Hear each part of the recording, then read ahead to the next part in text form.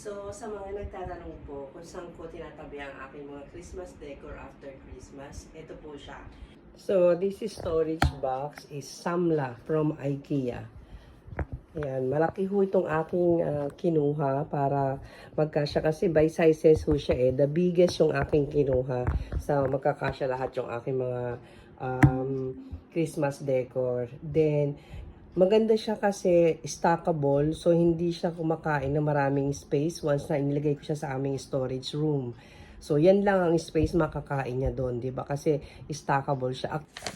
I know, ang iba sa atin, after New Year na nagtatanggal ng mga Christmas decors nila. Pero ako kasi, iba yung tradition ko.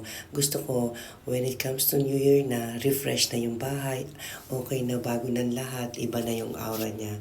So, welcoming the New Year with all fresh ambience. So, ito na yung aming Christmas decor. Tapos na, na-impact ito. Ayan nga, dun sa mga nagtatanong, so where I store my Christmas decor after Christmas, ito na nga siya. Itong bag na to is from IKEA, where I put my garlands dito sa staircase. So, nandyan yan.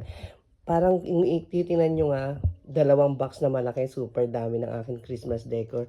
Kasi, hindi naman siya madami, kaya ganyan dalawang pinili ko. Kasi nandiyan na din yung mga pillow, mga throw pillows din na nakatabi dyan, pang Christmas ko.